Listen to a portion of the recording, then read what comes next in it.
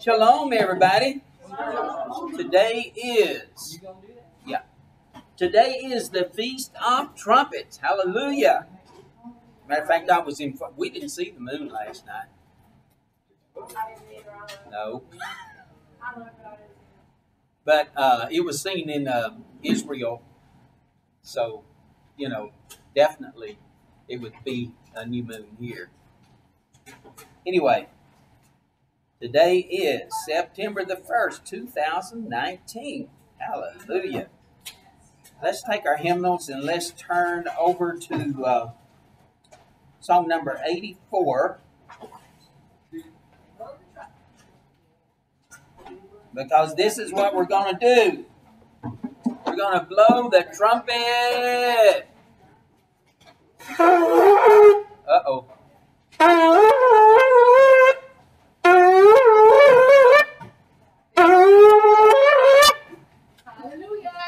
Hallelujah.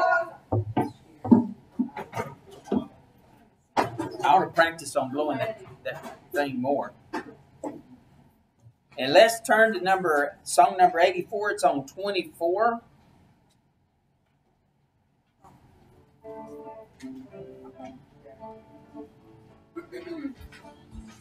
Hold on. We're going to start this over. I got to get the volume up.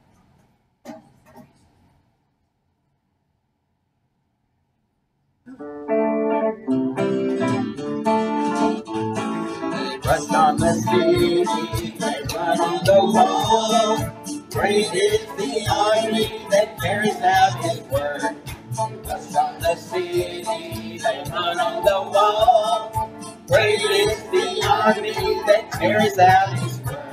Yahweh utters his voice before his army. Yahweh utters his voice before his army. Blow the trumpet in Zion, Zion. Sound the alarm in my holy mountain. Blow the trumpet in Zion, Zion. Sound the alarm. Rush on the city and run on the wall. Great is the army that carries out his word. Rush on the city, they run on the wall. Great is the army that carries out his word.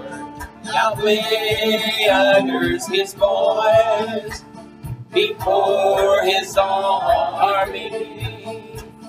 Yahweh utters his voice before his army. Blow the trumpet in Zion, Zion. Sound the alarm in my holy mountain. Blow the trumpet in Zion, Zion. Sound the alarm. Sound the alarm. Sound the alarm. Hallelujah. Woo. Awesome. Awesome. Love that song. Okay, let's turn to number 79, which is 2 pages back. We're going to sing To the Torah. Let's see. It's number 3.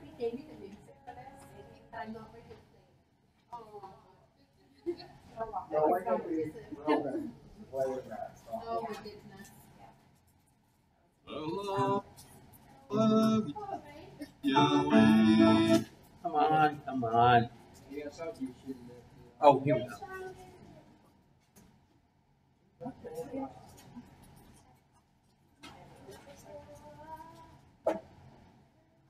Okay, well, I got it now. To the Torah.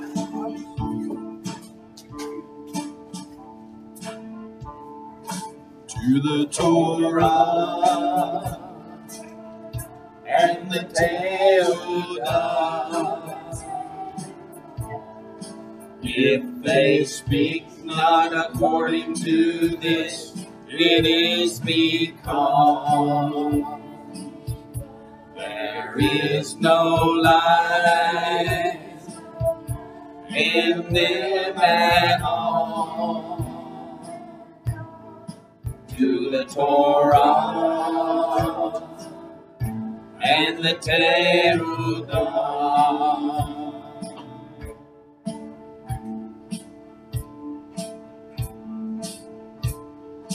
Do not think that I am come to destroy Torah and the Terudah. To the Torah and the Terudah. If they speak not according to this, it is because there is no life in them at all. To the Torah and the Terudah.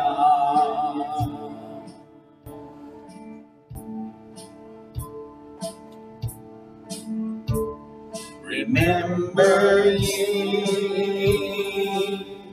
the law of Moses with the statutes and the judgments. To the Torah and the Terudah.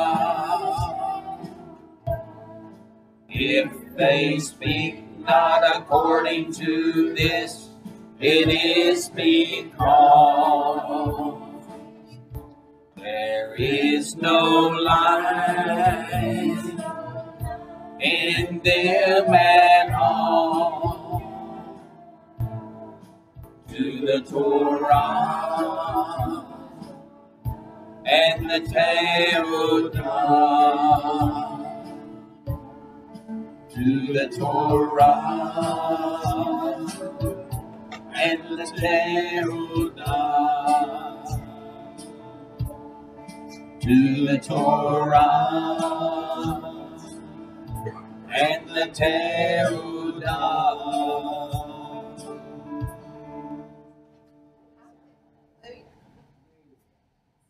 So I think y'all met the man at the last feast that actually did that song. Robin Stephan. Okay, let's go to number 86.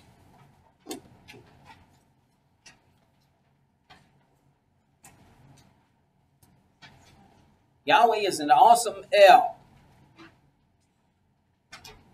Let's see, that's number 7.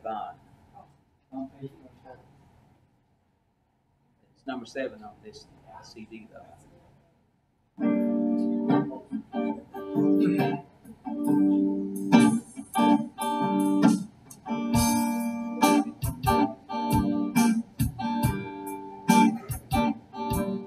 When he rose up the sleeves, he ain't putting on the wrench. There is thunder in his footsteps and lightning in his fist. Yahweh wasn't joking when he kicked them out of Eden. It wasn't for no reason that the blood was shed. His return is very close, and so you better be believing. Yahweh is an awesome hell. He reigns from heaven above with wisdom, power, and love. Yahweh is an awesome hell. Yahweh is an awesome hell. He reigns from heaven above with wisdom, power, and love. Yahweh is an awesome hell.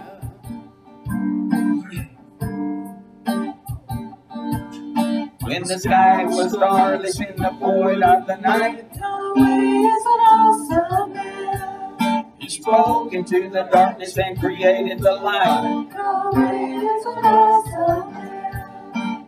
Judgment and wrath He poured out on Sodom. The mercy and grace He gave us at the tree. I hope we have not too quickly forgotten. Yahweh is an awesome man.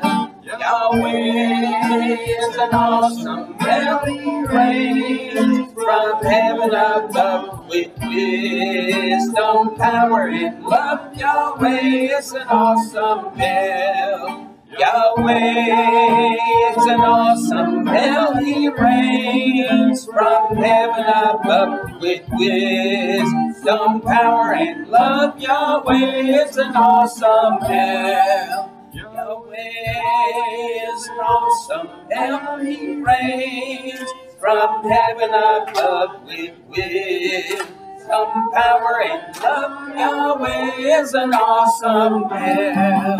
Yahweh is an awesome hell. He reigns from heaven above with wisdom, power, and love. Yahweh is an awesome hell. Yahweh is an awesome hell. Hallelujah. All right, let's go back to number 74.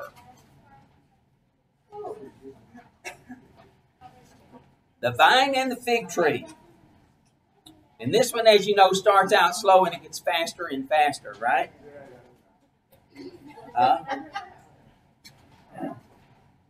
Okay. It's number 4. 74, page 20. Hey, at the end. Yep, this is it. Okay.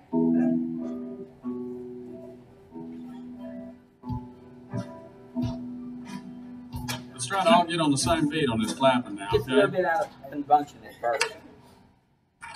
Music, please.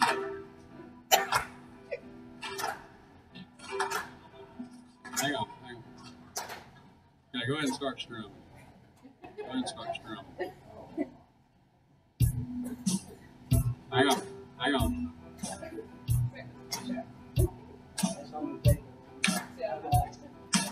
Here we go.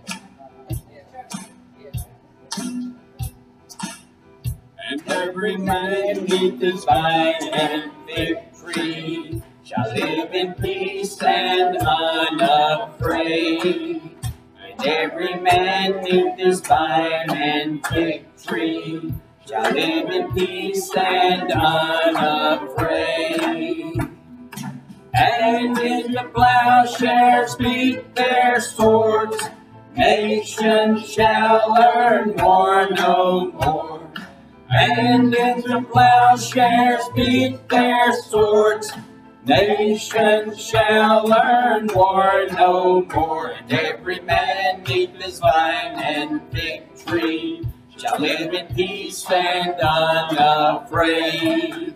And every man neath his vine and fig tree shall live in peace and unafraid. And in the plowshares beat their swords, nations shall learn war no more. And in the plowshares beat their swords, nations shall learn war no more. And every man neath his vine and fig tree shall live in peace and unafraid. And every man neath his vine and fig tree shall live in peace and unafraid. And in the plowshares beat their swords, nations shall learn war no more. And in the plowshares beat their swords, nations shall learn war no more. And every man neath his vine and fig tree shall live in peace and unafraid. And every man neath his vine and fig tree shall live in peace and unafraid. And in the plowshares beat their swords, Nation shall learn war no more. And let your plowshares beat their swords. Nation shall learn war no more. And every man keep his line and victory shall live in peace and unafraid. Hallelujah. Huh? Oh, that's not the one that ends in hey. Okay, that's fine. Hey!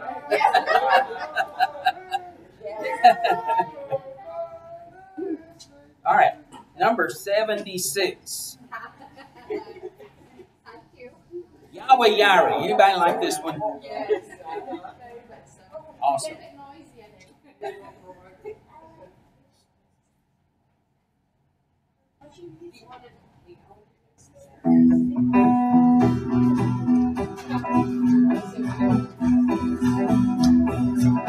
Yahweh Yireh, my provider, His grace is sufficient for me, for me, for me. Yahweh Yireh, my provider, His grace is sufficient for me. My help shall supply all my needs. Is in glory. He is Yahweh Yireh cares for me, for me, for me. Yahweh Yireh cares for me. Yahweh Yireh, my provider, His grace is sufficient for me, for me, for me. Yahweh Yireh, my provider, His grace is sufficient for me.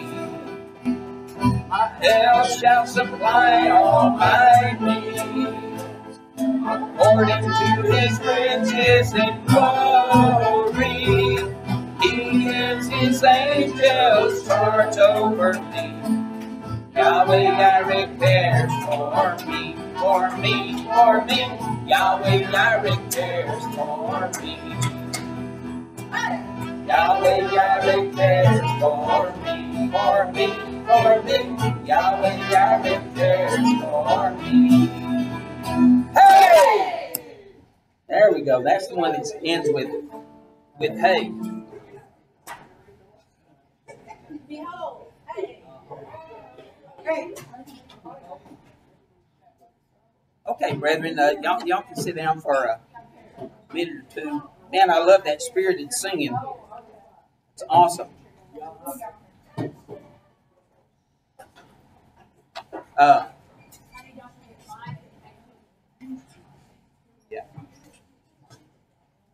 I'm not going to go through this whole prayer list because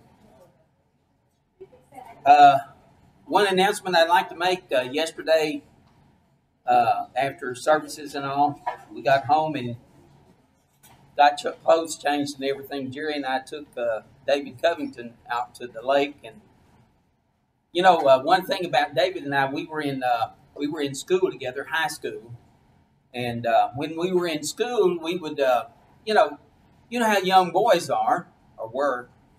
I don't know how they are today, but young boys are like little roosters, right? And they got to wrestle around. And so David and I, of course, me and he and all of us kids, we were all wrestling all the time. And I think we could probably in high school wrestle to a tie. But when I came back from the service, David was quite a bit bigger than me, and he was over at our house one day, and he starts wrestling with me, and boy, he got me down to the ground, and he wouldn't let me up. But yesterday I got revenge.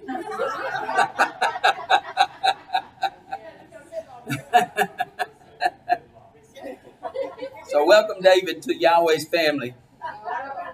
Baptized in the saving name of Yahshua the Messiah. And one of the reasons why the Williams aren't here today is Mike Williams is in the process of passing a huge kidney stone. And then Hayden Elizabeth, the little girl that they've taken on to raise, she has ear infection and blood coming out of her ear. So not too happy situation.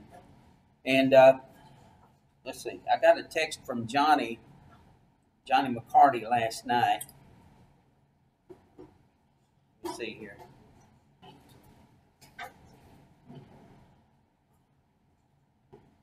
I had asked him if he needed me to come over there, and he said no, still contagious as temperature is still up. The antibiotic is working just slowly. The prednisone for my back just puts me to sleep. He says I am better, less pain, but raw throat still hurts. Doctor said voice will return when all swelling is gone. Well, I know that. And she's doubled his antibiotic to 10 days to ensure he doesn't have a relapse. So that's good, I guess. Anyway, so Johnny is under the weather. And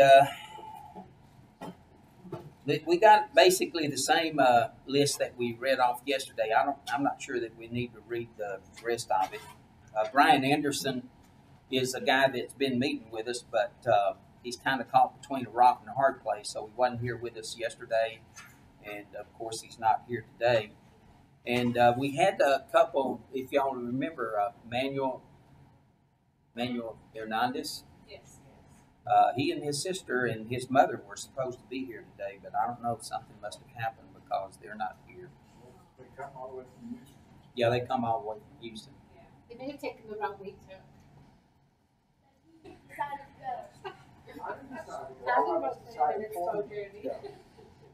So we pretty much have the rest of the same people from yesterday. Anybody else have anyone special they want to? Huh? Your mom? What's her name? Marlene?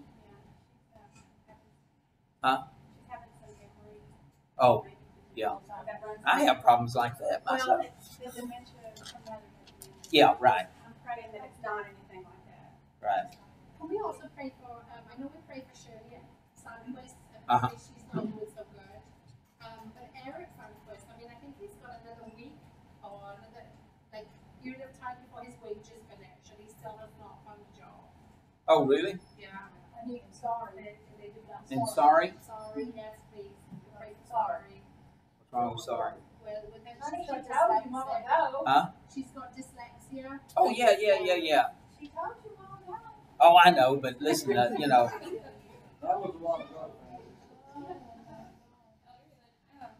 just pray for everybody's finances to be in order for the feast? I know a lot of people are struggling Yeah. around this, and we want to see all brethren there. Yeah, we do. Yeah. Yeah, we Have do. a holy convocation. We want to have a good feast. Yeah, I really do, because he's not able to be here now, and I know he's missing not being here. Yes. Who? Yes, that's Chewy. Yeah. Chewy, yeah. And Chewy he said he's As a matter of not fact, able to he's be- talking about not coming to the feast. Right, because of finances. Yes. Okay. I want to pray for several people. Brother David Beaver, if Miss Jewel, she was a grave. Miss Jewel is, 50 years in walking this way. Right. And she's of a group. And her husband had several strokes Wow. again. And God pray for him, Brother David. They in their late 70s. David, what's his last name? Beaver. Beaver. And they live in the Oklahoma Indian reservations. Oh. Where they live. And still well, I think it's the name of the town. And, Who is it? What was that other name? Stillwell. What was the first name? Oh, his name? Yeah. That's the name of the town they live in. Oh, in Stillwell, Oklahoma. Yes. David Beaver. And Yeah, yeah, they're David Beaver. strong believers. Right. And Miss Jewel, she has congestive heart failure too. She's going to Wow. the hospital, and they sold her where they live in the trailer. They sold it. They're going to live in a rent house, and they painted all this heat, and no one can help them. Mm. And I think that's not good when they both not well. You know? Right. And I know our bodies have to age. You know, if we stay completely healthy, we Right. never leave this earth. Yeah. So, but I pray that maybe their time to be not be in pain. But I pray it's not Father's. I want Abba Father's will. Right. And my sister Patricia has MS and diabetes type 1. her husband passed last year, and she's not exactly a believer like us, but she does believe in Messiah. Yeah. Well, I pray for her that I don't know, my father will make a way for her because she lives on 4 acres of land and don't want to leave her house yet. And she's not well either. So I just pray, Father, take care of her, protect them, all of them. And that your will be done. And help them to listen and obey to your will in Yeshua's name. It's my prayer. Okay. Anybody else? Well, I'm happy that Frances is doing a little bit better today. You know, she was actually in here singing a while ago. So I mean, before the service. So she's doing a little bit better. I did anoint her, Don. I want everybody to pray for me. I'm on my way to You do need prayer. Yes, absolutely. No, let Yahweh pilot. You be the co-pilot. He knows where to go. Actually, you have a problem trying to figure out where to go.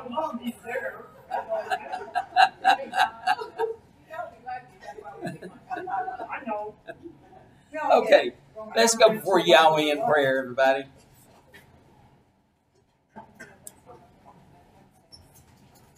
Father in heaven, Yahweh, thank you so much for this Feast of Trumpets, which is so significant to us, the first day of the 7th month.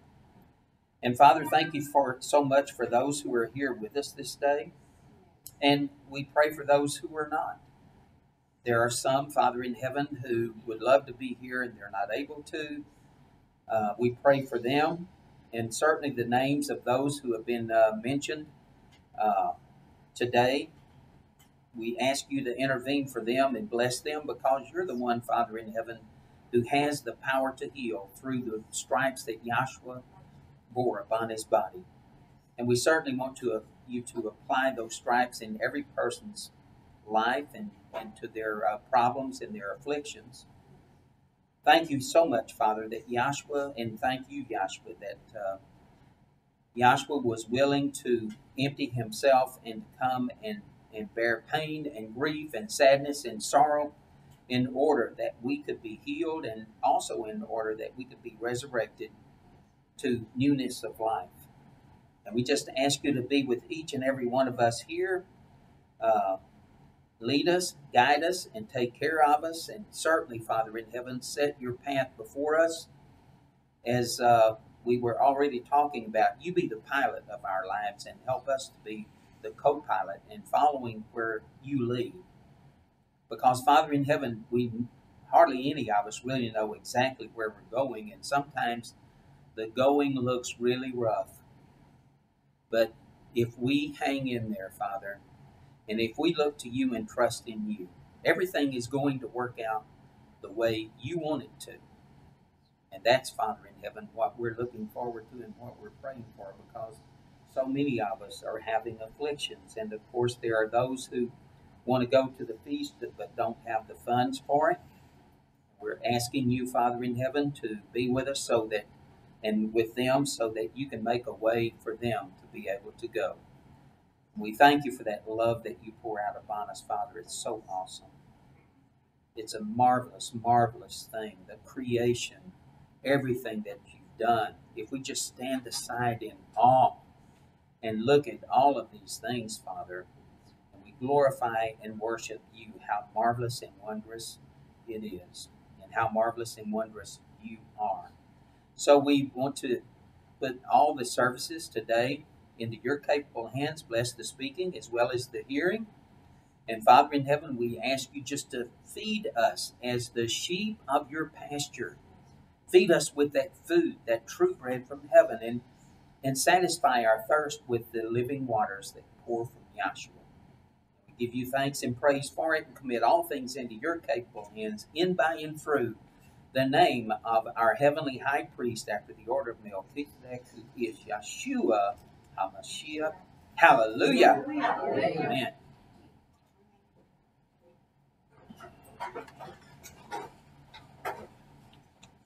All right, where's my Bible?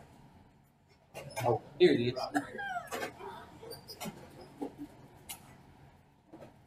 Asking you shall receive. Well, let's go to the book of Leviticus chapter 23. This is the reason why we're here today, so we want to look into this. Leviticus chapter 23 and verse 23, Yahweh spoke unto Moses, saying, Speak you to the children of Israel, saying, In the 7th month, in the first day of the month, this is the way the English reads, in the 7th month, in the first day of the month, shall you have a Sabbath, a memorial, a blowing of trumpets, and holy convocation. You shall do no servile work therein, but you shall offer an offering made by fire unto Yahweh. So what I've done is I've just picked out some of these words here. You know, when it says in the 7th month, actually it is Bechodesh Ha-Shevi'i. This is in the moon or the month, the 7th, and then we got Be'echad. Well, Be'echad or Be'echad means in the one. It's not really, the Hebrew word for first is Rishon. And so today is the one of the month.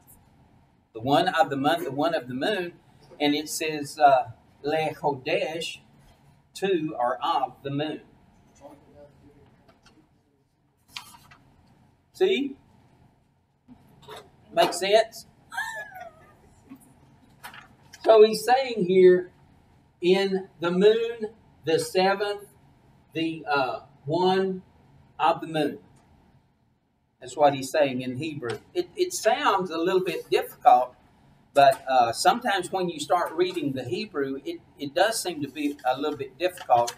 And sometimes you have to read the English translation to get the sense out of it. But sometimes when you're reading the Hebrew will present it in a different way from what you've been taught, or even a different way from what it's been translated. So you need to always be checking these things out. So today is a memorial. Today is a memorial. It's a memorial, and it says of the blowing of trumpets, but the Hebrew word is teruah. And teruah not only means to blow trumpets, but it means to shout.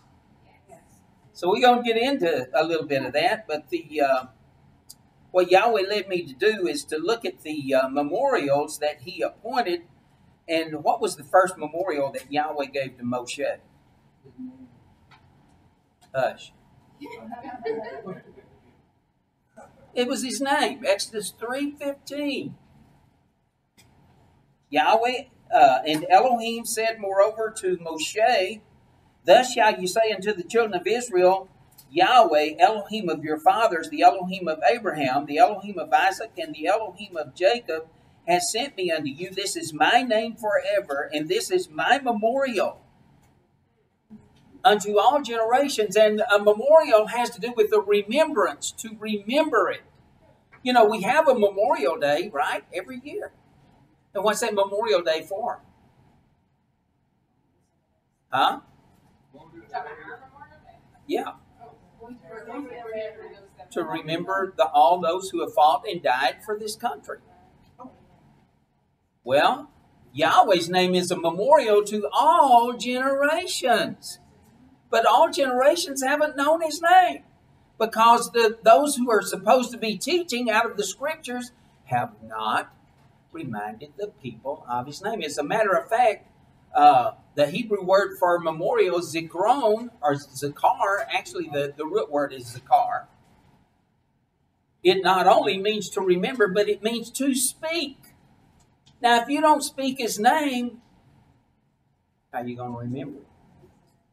You know, I knew a lot of people a long time ago, and I haven't thought about them. I haven't thought about their name.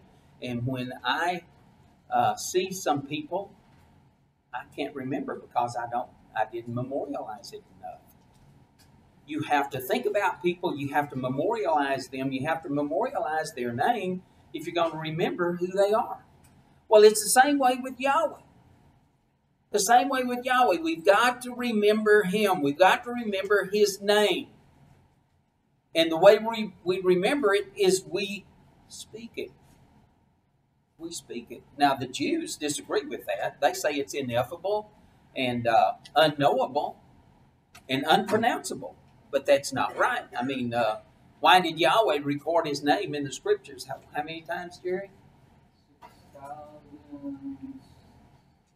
6,823, isn't it?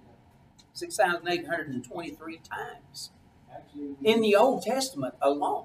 Actually, when you add up all the yahs in Yeah, there, it's more. it's more. Right. And a lot of people say, well, I don't see his name in the New Testament anywhere. Well, let's see. Who translated the scriptures? This is a King James Bible. So King James took the knowledge and the understanding of the name of the Creator out of the scriptures, as everybody else tries to do. Even the Jews themselves, when they read the scriptures that has his name in it, they don't pronounce his name. They say Adonai, or they'll say Elohim, or they'll say Hashem. You don't remember his name. And that's what we're supposed to do. We're supposed to memorialize it. And that's the reason why we're keeping this day, is it's a memorial. What's the second memorial Yahweh gave to Israel? Huh? Who? Is it Sabbath? Is it what? Is it the Sabbath? No. I said First fruit. Exodus chapter 12. Exodus chapter 12.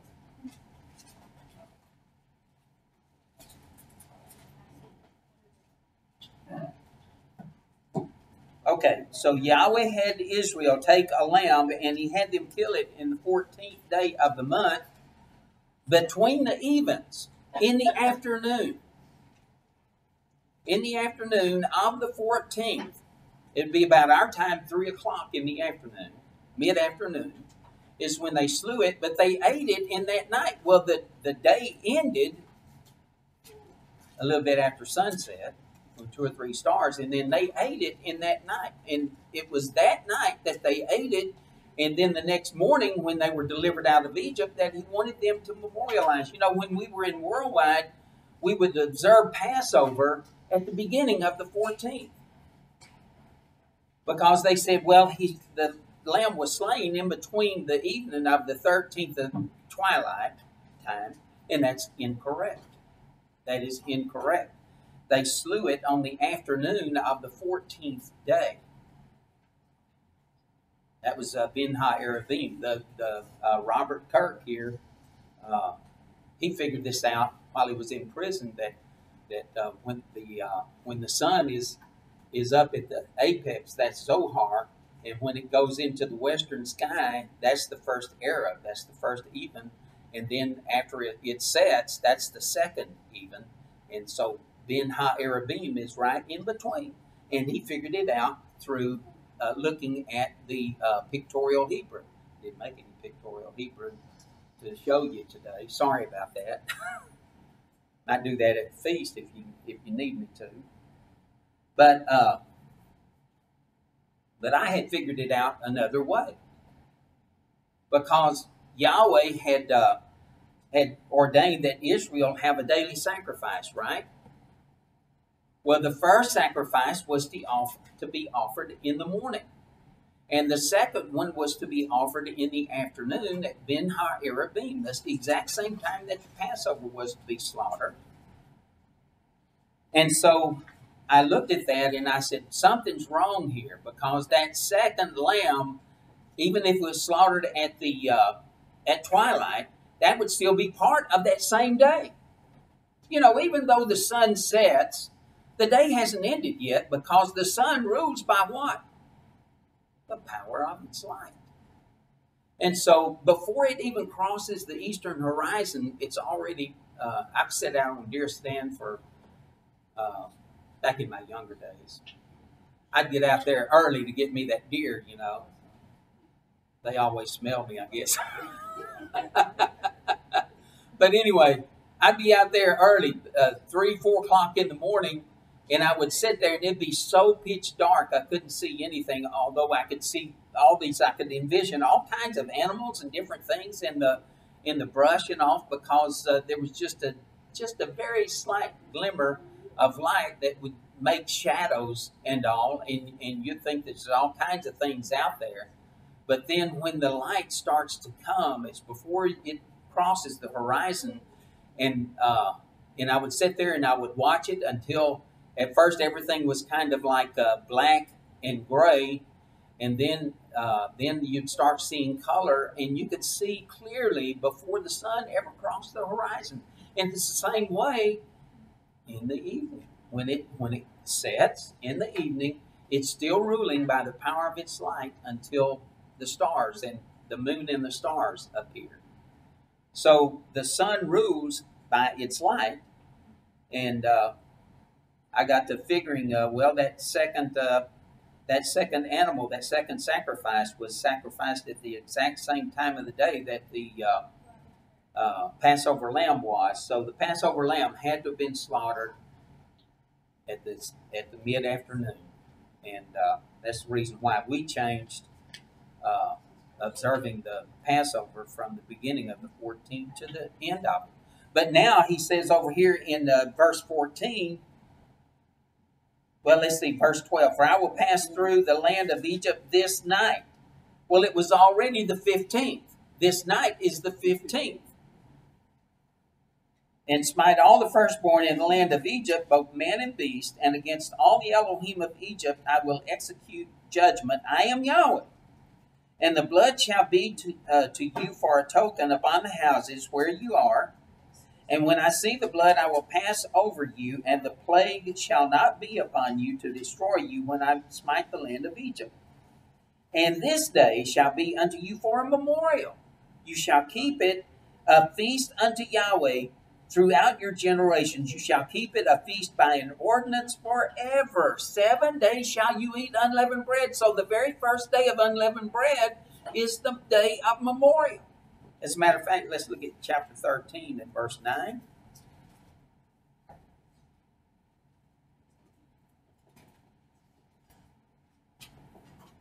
Let's just pick it up in verse 8. You shall show your son in that day, saying, this is done because of that which Yahweh did unto me when I came forth out of Egypt, and it shall be for a sign unto you and upon your hand, and for a memorial between your eyes, that Yahweh's law may be in your mouth. For with a strong hand has Yahweh brought you out of... That's not the one I wanted, I don't think.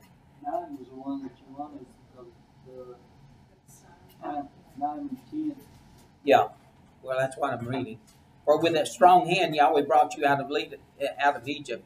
You shall therefore keep this ordinance in the season, year after year. I don't know. I've got that. Oh, no, I have 13:9. I don't know why. I've got it messed up with something. You know that sign's an olive top, right? Huh? That word sign, Mark? Yeah. Olive top. Olive wall top. Yeah. Oat. Right. It's oat. Right. Yeah. Yeah. Which is a type of Yahshua the Messiah. Absolutely.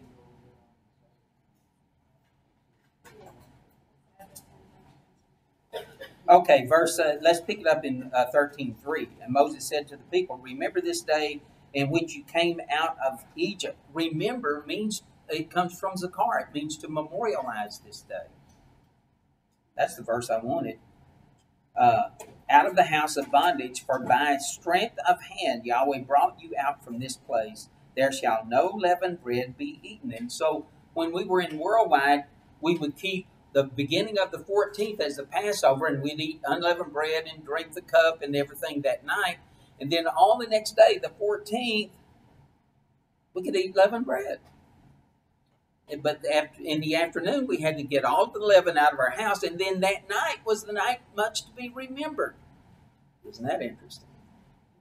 Remember that, Robert? Yeah. So the second memorial Yahweh gave Israel was the first day of unleavened. Well, Passover's involved with it, but day of unleavened bread, first day of unleavened bread. The third memorial was given to Moses in Exodus chapter 17.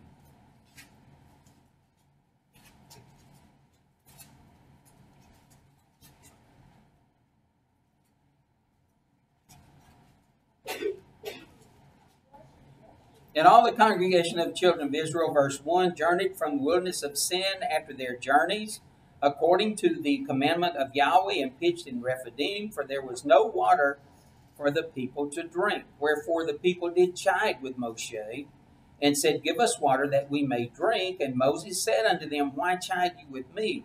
Wherefore do you tempt Yahweh? The people thirsted there for water, and the people murmured against Moshe, and said, Wherefore is this that you have brought us up out of Egypt to kill us and our children and our cattle with thirst? And Moses cried unto Yahweh, saying, What am I going to do? This people, they're ready to stone me. So Yahweh said, Go before the people, and take with you the elders of Israel, and your rod wherewith you smote the river, take in your hand, and go. Behold, I will stand before you there upon the rock in Horeb, and you shall smite the rock there, and there shall come water out of it, and that the people may drink. And Moses did so in the sight of the elders. Now, stop and think about this for a minute, because the rock, who's the rock? Yahweh. Yahweh's the rock, but Yahshua, that's Yahshua who was Yahweh at that time, right? So the rock had to be smitten so that water might be given. And what's the water a type of? Ruach HaKodesh, Yahweh's Spirit. And he called the name of the place Massah and Meribah because of the chiding of the children of Israel, and because they tempted Yahweh, saying, Is Yahweh among us or not? Then came Amalek and fought with Israel in Rephidim. And Moshe said unto Joshua, Choose us out men, and go and fight with Amalek tomorrow. And tomorrow I will stand on top of the hill with the rod of Elohim in my hand. Now, Amalek. Why did Amalek come and fight with Israel? They wanted the water. They wanted the water. They wanted control over the water. They wanted control over the Spirit. Amalek is a type of the evil ones that we're having to deal with in these last days, y'all. I'm gonna get into that.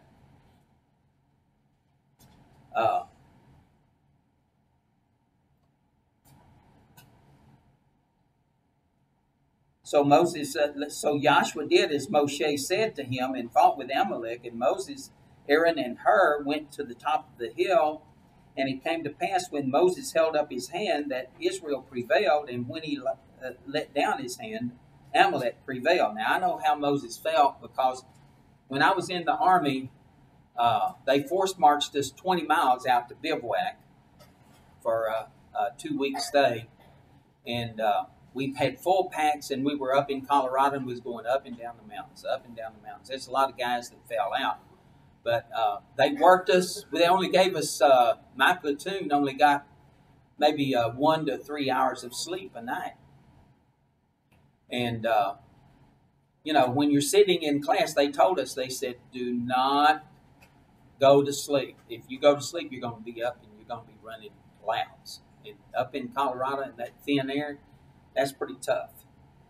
So anyway, I was getting groggy, and I got up and went to the back, and there were several other guys back there so that we could stay awake.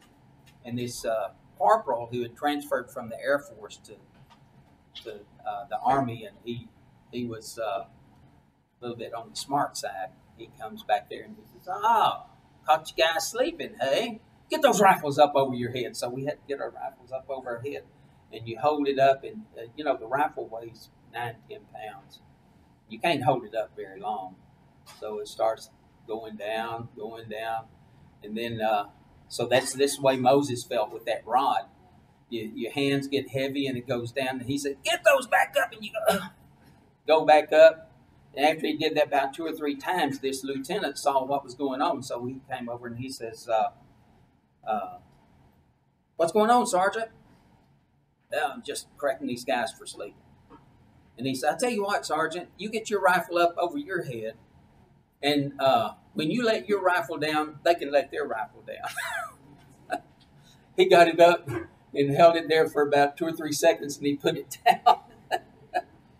I mean, you know, you can dish out the punishment, but you can't take it. But this is the situation that Moses was in. When you hold something up, so we had to have Aaron on one side and her on the other. Now, y'all, stop and think about what all is involved here. You got Moses, and he's a type of Joshua who gives the law and who brings the people, calls the people out. You know, he's the one who calls the people out to give the Spirit. Number one, Moses is a type of Joshua the Messiah, who delivers the people out of Egypt. Then the next thing is that rod that he's got in his hands. That rod is another type of Joshua the Messiah. It's the very rod that became the rod of Aaron that budded and bore buds, almonds, buds, blossoms, and almonds. Almonds. Yeah. It was that very same rod. So it was a type of Joshua who had to die. And you know, the Jews themselves, and I don't know how true this is, but they said that that rod was Adam, when he had to leave the Garden of Eden, he cut a rod from a tree. And so that rod was passed down to Abraham, Isaac, Jacob, Noah, and then Abraham, Isaac, Jacob, and on to the house of Levi and to Moshe. I don't know how true that is, but sounds logical, you know. So then we had the rock that Moses sat on. The rock is another type of Joshua the Messiah. Then we had Aaron, who's the high priest. He's another type of Joshua the Messiah, is the capacity of the high priest. And then you had her on the other side. Her means white linen. Means white linen. That's the righteousness of Joshua the Messiah. Her. Not Ben-Hur. Well, yeah, he is Ben-Hur. No, his son was Ben-Hur. He was of the tribe of Judah. He was a descendant of Judah. So you've got the rock, you've got Moses, you've got the rod, you've got Aaron, and you've got Hur, and then you got Yeshua ben Nun. That's six. That's 6 types, because Yeshua ben Nun is a type of Joshua who was able to lead the people from the wilderness over into the promised land. And that's what Joshua does for us, right? He's the one who leads us over. And there's one more thing that I know that I found here that typifies. Anyway, there's 7 types, but I can't remember now which one it was. Anyway, I may go over it. No, well, the manna wasn't involved in this story. So it says, Moses' hands were heavy, and they took a stone and put it under him, and he sat thereon, and Aaron and Hur stayed up his hands, the one on one side and the other on the other side, and his hands were steady until the going down of the sun, and Joshua discomfited Amalek and his people with the edge of the sword. Oh yeah, the sword. The sword of truth. And Yahweh said unto Moshe, write for a memorial in a book, and rehearse it in the ears of Joshua, for I will utterly put out the remembrance of Amalek from under heaven. And Moses built an altar and called it Yahweh Nisi, Yahweh my banner. For he said, because Yahweh, Eloah, has sworn that Yahweh will have war with Amalek from generation to generation. Brethren, that war is still going on. That war is still going on. Let's go over here to the book of Numbers, and let's look a little bit more at this, because this is important for us to understand in the end of days. Numbers chapter 24.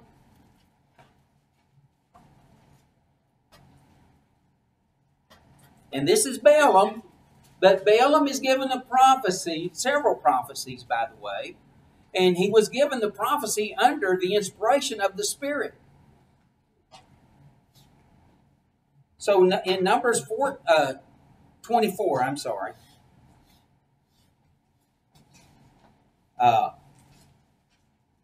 Let's just pick it up in verse 14.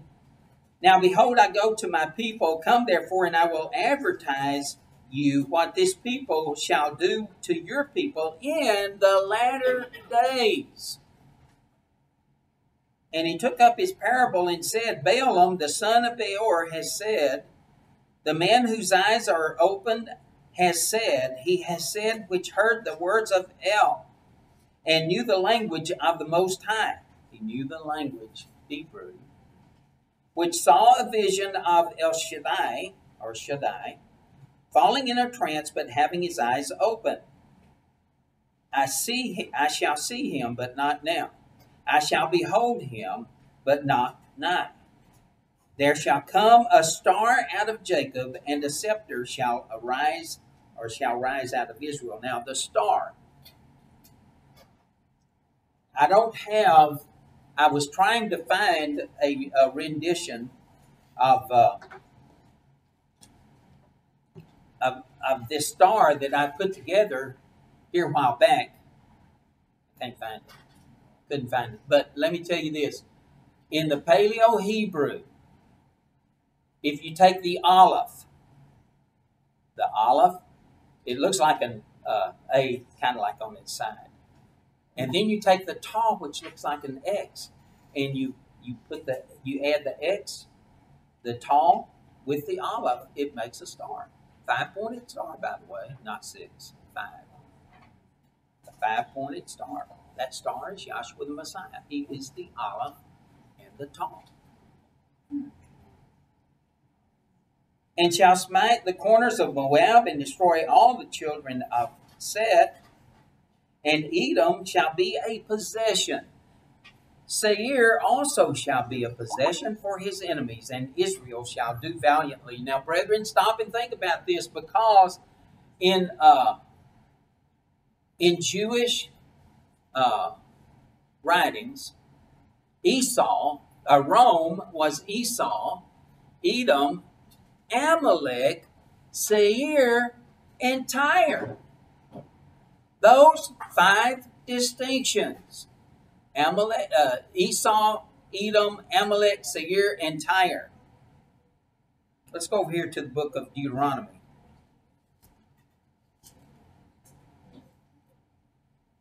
Deuteronomy chapter 2.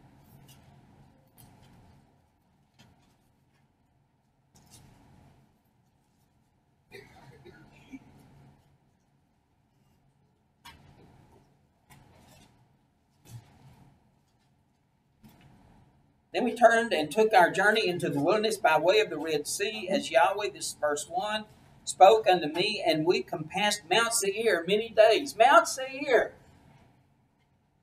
Mount Seir is Esau's possession.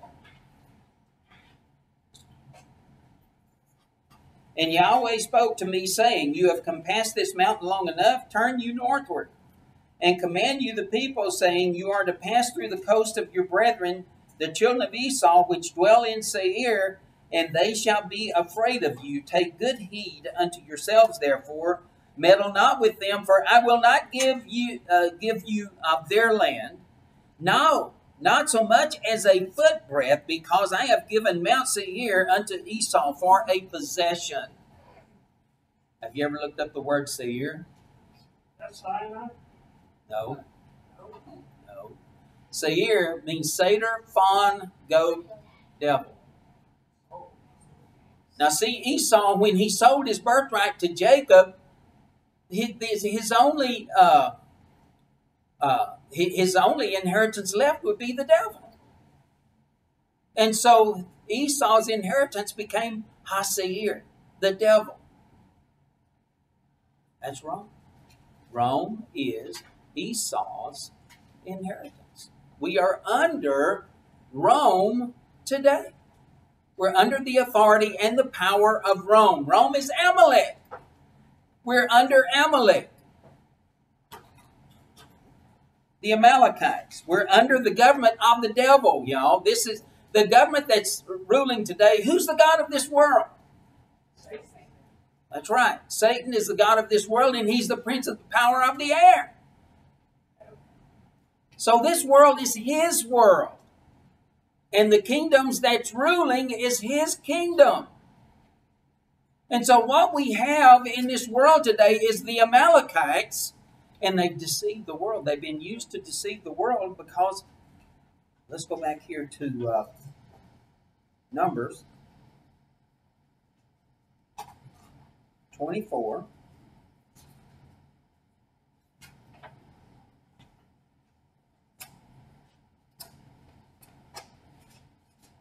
Verse 19, out of Jacob shall come he that shall have dominion, and shall destroy him that remains of the city. Now the city is Ai, or Aleph and Yod, I think.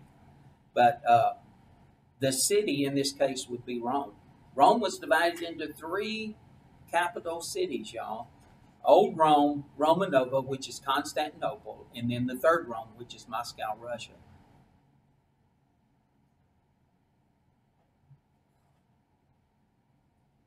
So he says, and when he looked on Amalek, he took up this parable and said, Amalek was the first of the nations. The Hebrew word for first is Rosh, head. He was the head of the nations. Amalek is the head of the nations when? In the latter days. Now, Rome is Amalek. And so we are under the Roman, the Amalekite kingdom and authority, the authority of the devil in this world today. He's a thief and a robber and a liar and a destroyer, by the way. Amalek was the Rosh, the head of the nations, but his latter end shall be that he perish forever. See, when Yahshua returns, when he descends from heaven, he's going to have to overthrow Amalek. Because the Amalekites, look, the Amalekites are those who say they are Jews and are not, but do lie. So I have this article here about this ghost warrior who wants Trump assassinated, and is talking about a communist takeover of America. Well, let me tell you, what did Yahweh say to Israel? He would not give the communists were in Russia, right? And then they spread their doctrine to China and other nations. That is the red doctrine. That's the doctrine of Esau. It's the doctrine of Edom. And they're trying to force America to come under the communist dictatorship. But Yahweh, brethren, we need to be praying about this to Yahweh, because Yahweh said, I will not give you 1 footbreadth of Esau's inheritance. Not one. And so we need to be praying for the children of Israel that Yahweh remembers, that he memorializes his promise, that he will not give 1 footbreadth. That's when, before the election, I prayed, because I knew that Hillary Clinton was a witch. And of course, I wasn't necessarily in favor of Donald Trump, but I mean, they only had one choice. I didn't vote. I don't vote. I leave that in Yahweh's hands. But look what happened in the election. And look what the communists are trying to do now. This is all about a possible communist takeover. This is all about a possible communist takeover. They want to assassinate Trump, create confusion, and take over America and the American government, just like they did the Russian government. Well, communism is not our inheritance. When they took over the Russian government, Yeah. they killed everybody of that bloodline. I know. Yeah. And that's what they want to do with Trump and his family. They want to kill every one of them. Yeah. Well, that's the reason why we need to be praying for Donald Trump. Because Donald Trump said America will never be socialist. Which means America will never be communist. You know, did you know that Donald Trump's father was a member of the John Birch Society, who were very anti-communist, very anti-communist. So we've got a memorial to look forward to. This is a memorial here. Yahweh said that he will have warfare with Amalek every generation. Every generation. And that's a memorial. Let's go to the fifth memorial, Exodus 28.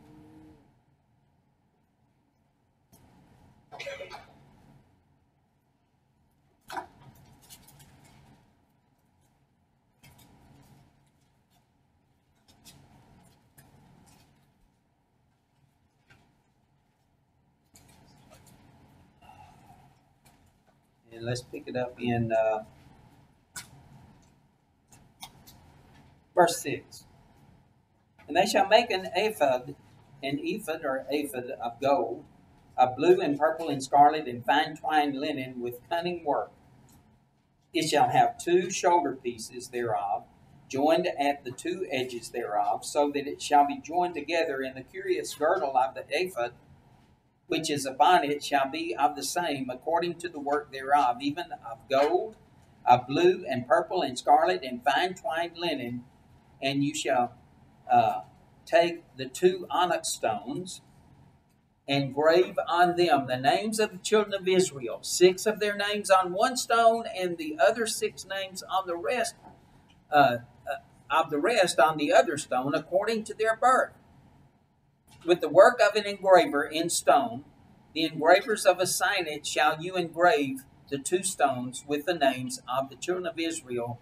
You shall make them to be set in ouches of gold, and you shall put the 2 stones upon the shoulders of the ephod for stones of memorial unto the children of Israel, and Aaron shall bear their names before Yahweh upon his 2 shoulders for a memorial.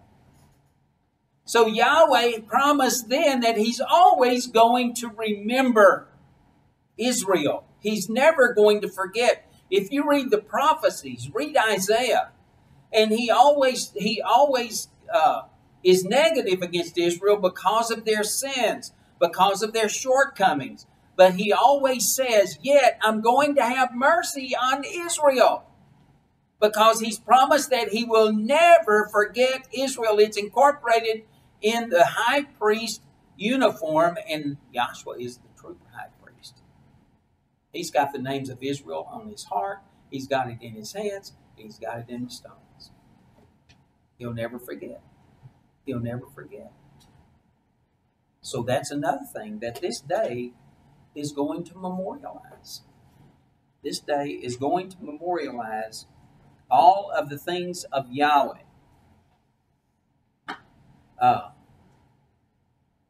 Now the 6th memorial. I'm sorry, I missed over.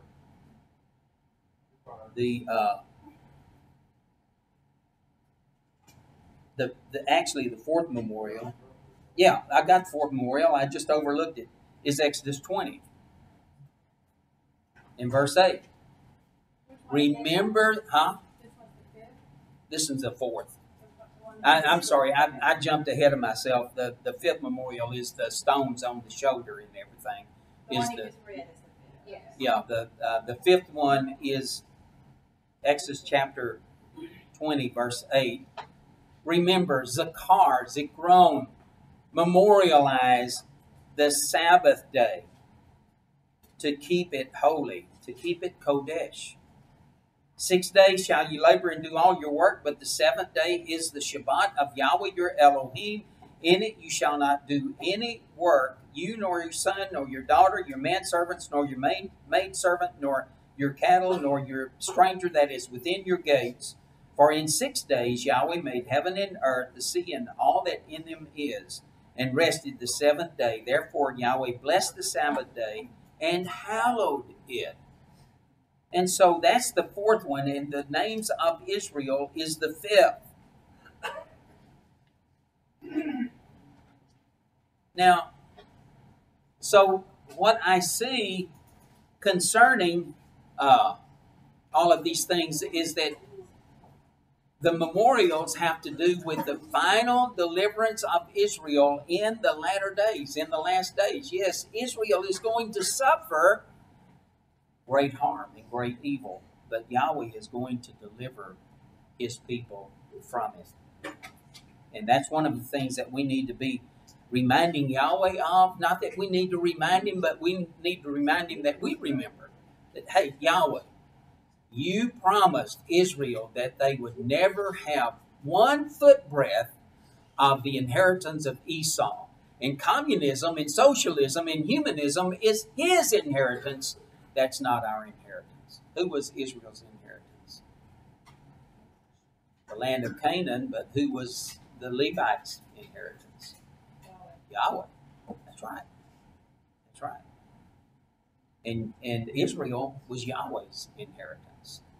So we need to be praying to him that he remembers his inheritance. Of course, we don't have to remind him. We have to remind him that we remember, and we need to be crying out to him. Let's go over here to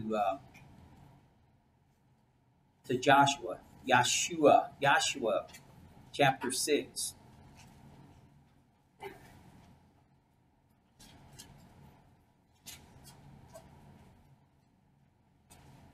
Because Jericho is another type of the last days. It's another type of the Feast of Trumpets.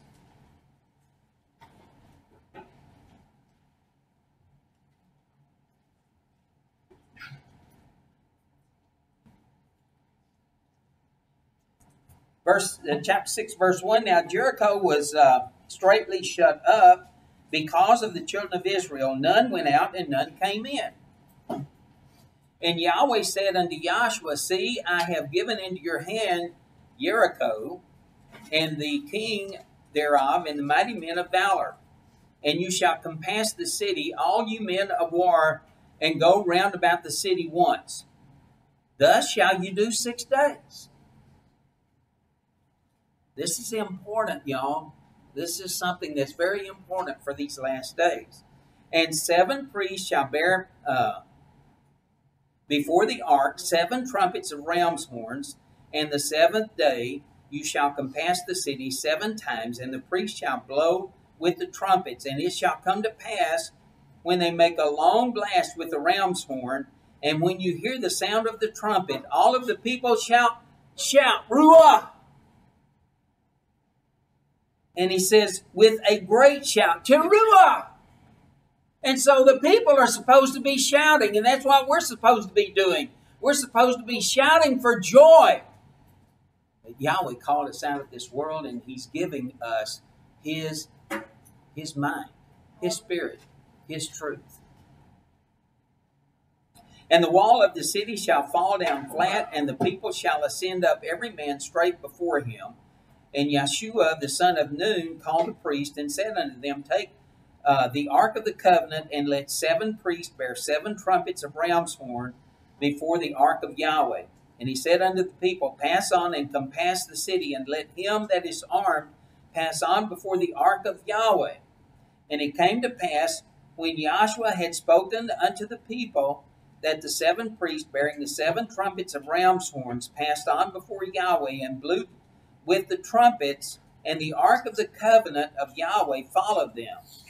And the armed men went before the priest, and blew with the trumpets, and the rear reward came after the ark, the priest going on and blowing with the trumpets. What does that rear reward mean, Jerry?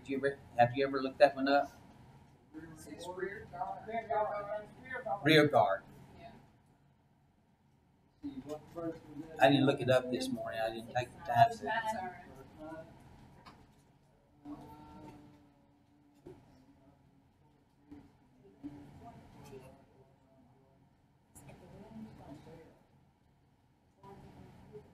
Rear reward. Reward.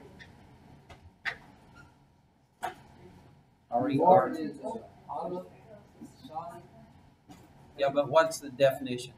to collect, gather for any purpose, to receive, take away. Oh, to collect, to gather. To collect, to gather. So Joshua had commanded the people, saying, "You shall not shout nor make any noise with your voice." Should we all keep our mouths shut today? "Neither shall any word proceed out of your mouth until the day I bid you shout. Then you shall shout. Ruah. So the ark of Yahweh compassed the city, going about it once. Okay, one time around is 360 degrees, right? And it came into the camp and lodged in the camp. And Joshua rose early in the morning, and the priests took up the ark of Yahweh. And 7 priests, bearing 7 trumpets of ram horns before the ark of Yahweh, went on continually and blew with the trumpets. And the armed men went before them, but the rear reward came after the ark of Yahweh, the priest going on and blowing with the trumpets. And the second day they compassed the city once and returned to the camp. So they did 6 days. So they went 360 degrees once, twice, 3, 4, 5, 6. What does Jericho mean? Moon. Yeah. Means moon. Jericho means moon. What people don't understand is Jericho was considered to be a holy city. What Yahweh had done is in Egypt, he had destroyed the sun worshipers, the sun worshiping people. Now he was going to, the sun reflects off the moon, and so the Jericho was reflecting the light of the sun into the land of Canaan. The sun worshipers. Yeah. Right. So what Yahweh's doing is the very first city he's going to have conquered is that moon city that has to do with shining the light of the sun on the people. Did you know that 6 times 360 is 2,160 degrees? Do you know what the diameter of the moon is? 2,160 miles. So the next day they go around 7 times. 7 times 360 is 2,520. Does that mean anything to you? Yeah. 2,520. No, it's not. 5,280 is a mile. Mm-hmm. Daniel chapter 5. Yeah. 2,520 years. But the amazing thing about it, in David Flynn's book, the David Flynn collection, the Earth's diameter is pi times 2,520 miles. And that's in his article or his book entitled "The Temple at the Center of Time." He has some fantastic information there. So Yahweh said 6,000 years for man to do his work. Let's go to 2 Peter.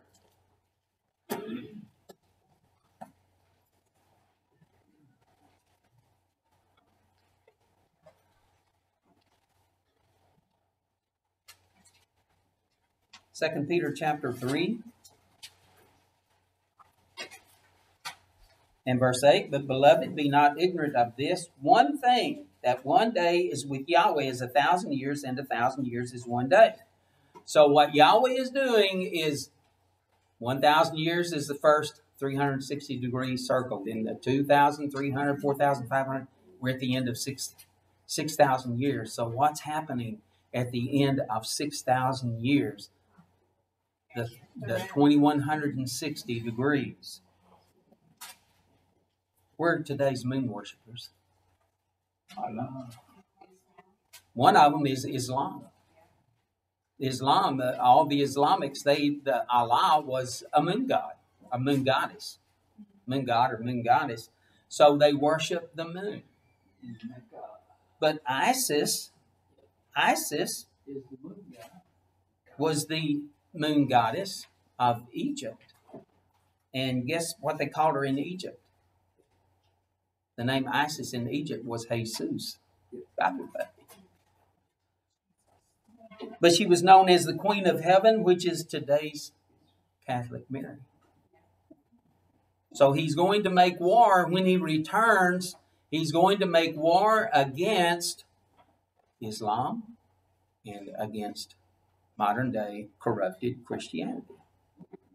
Because one of them, Christianity, came from the beast, and the moon goddess came from Islam, the false prophet.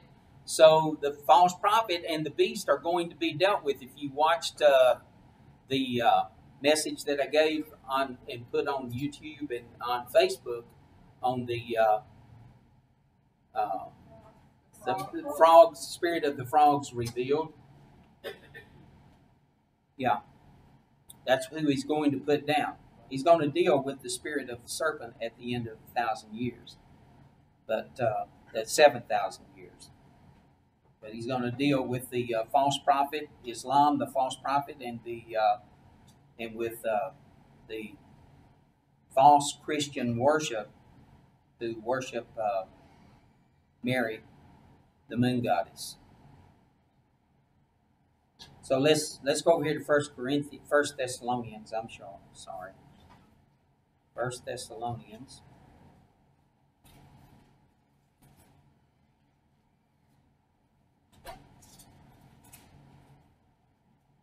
Chapter 4.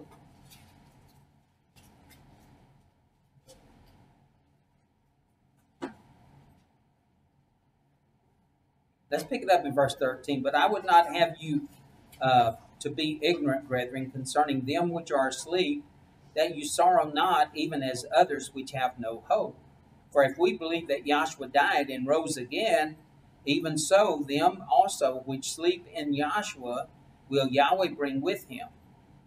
For this we say unto you by the word of Yahweh, Dabar Yahweh, that we which are alive and remain unto the coming of the Master shall not prevent them which are asleep, or prevent or precede.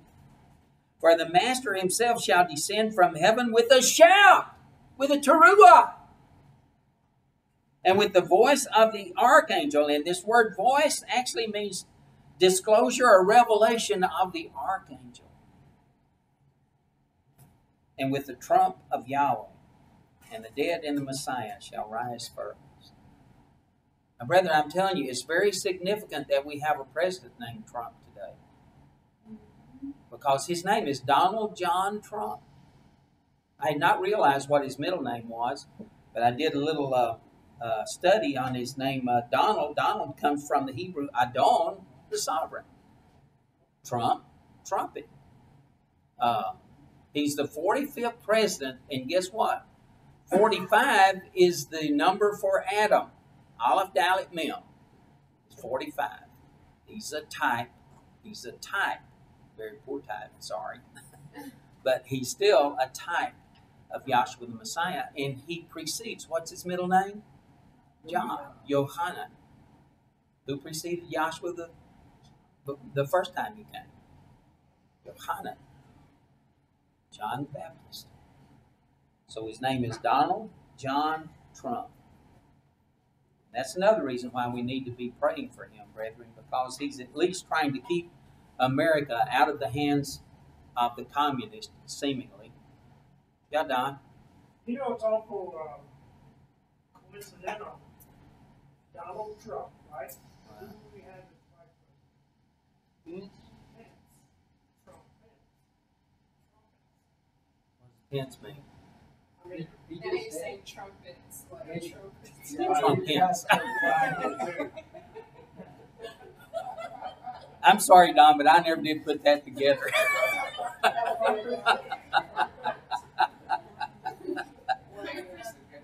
But you could be right.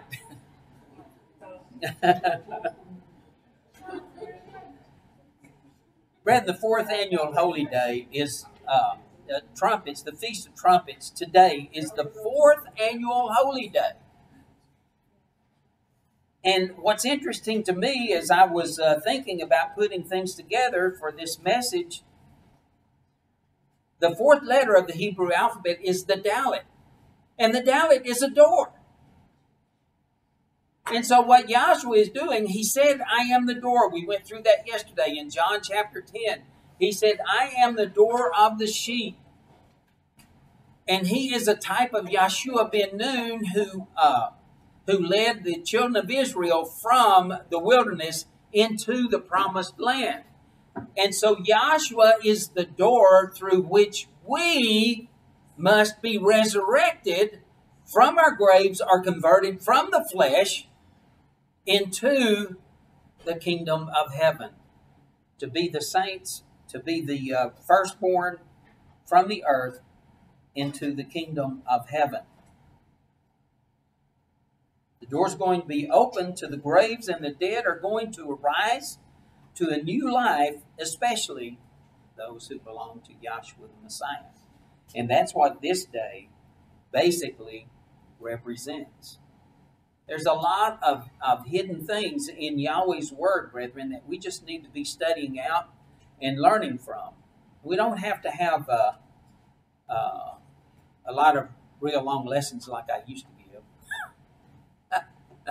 I used to get into a lot of stuff, but it was not exactly, it was, to me, I watched some of my old videos, and they was kind of dull and boring. But anyway, today is the Feast of Trumpets. It's a memorial of Yahweh, and this memorial has to do with the door that's going to open for Yahweh's people. It has to do with the day that Yahshua is going to put down the kingdoms of this world. He's going to put down Islam. He's going to put down the Edomite Christian kingdom. And he's going to establish his kingdom upon this earth under the rulership of his people. Let's go to the book of Revelation, chapter 20.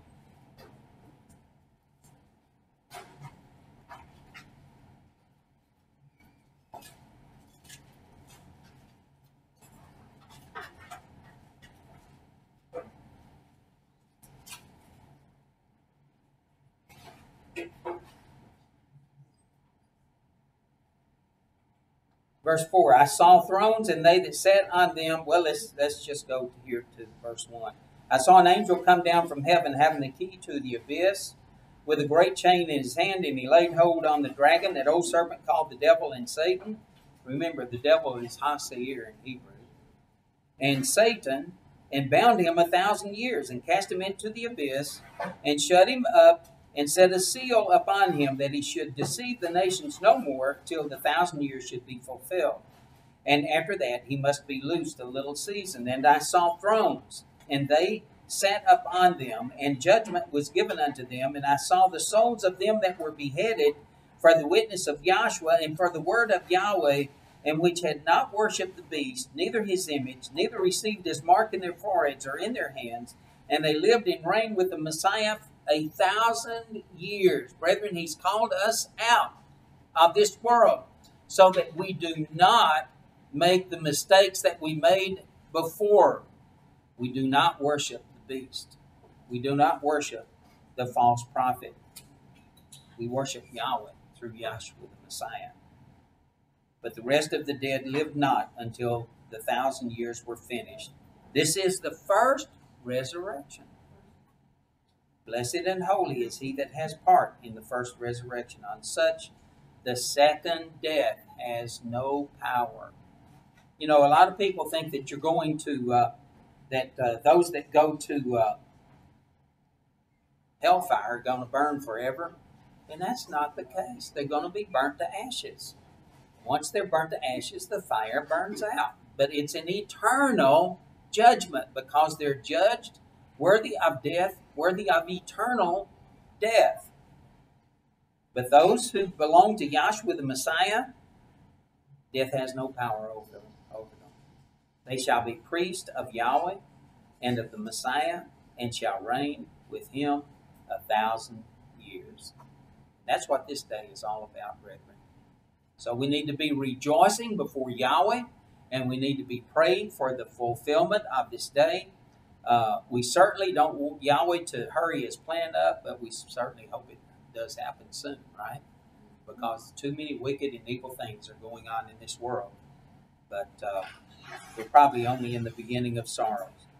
But Yahweh bless you, brethren, to remain loyal and faithful. Hey, to Yahshua the Messiah and to his kingdom and his spirit. Yahweh bless and shalom.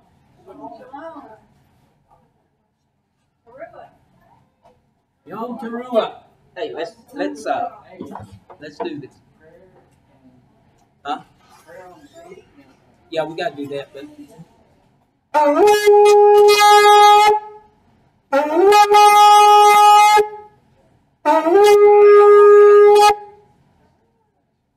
all right. Let's take our hymnals. I gotta change this out here.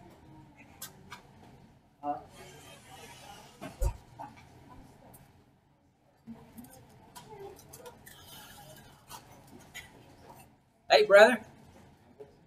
Shalom.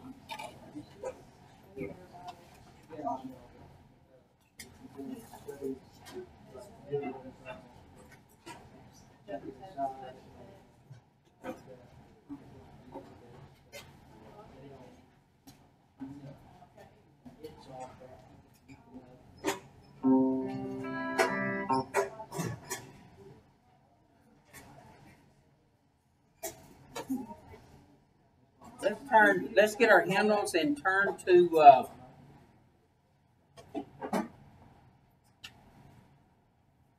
number 75.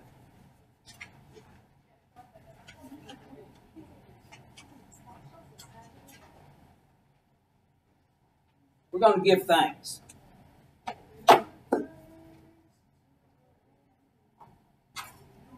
Because that's what we need to be doing, is giving thanks to Yahweh for his awesome blessings.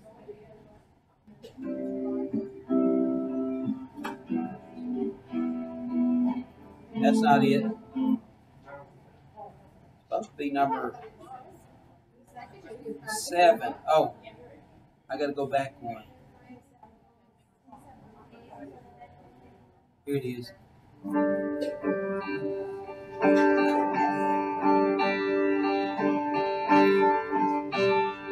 Robert, you want to give closing prayer? Give thanks with a grateful heart. Give thanks to the Holy One. Give thanks because he's given Yahshua, his Son. Give thanks with a grateful heart. Give thanks to the Holy One. Give thanks because he's given Yahshua, his Son.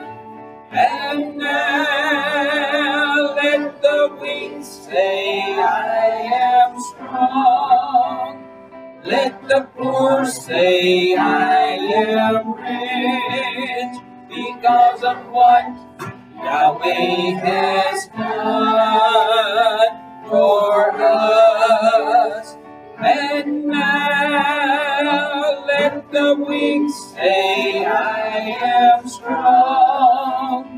Let the poor say, I am rich, because of what Yahweh has done for us. Give thanks. Give thanks with a grateful heart. Give thanks to the Holy One. Give thanks because he's given Yahshua, his Son. Give thanks with a grateful heart. Give thanks to the Holy One. Give thanks because He's given Yahshua His Son. And now let the weak say, I am strong. Let the poor say, I am rich, because of what Yahweh has done for us.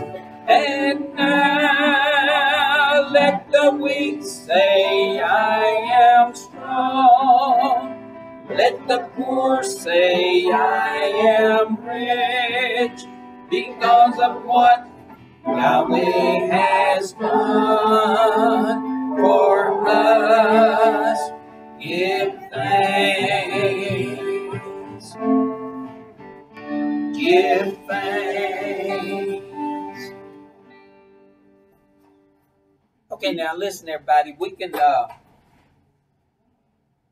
after we get through, I know that I gave a short message today. We could give some testimonies later on if y'all want to, and have special singing and things like that. Okay? So we'll go ahead and take a break for the meal, and then we can come back and have some testimonies and have singing and all of that.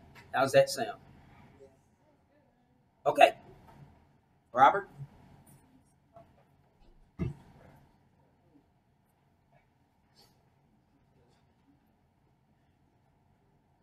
Heavenly Father Yahweh, we give you thanks for this food that we're about to eat, nourish our bodies, and we look forward to having a little more fellowship after the meal. We ask this in the name of your Son, Yahshua Mashiach. Amen.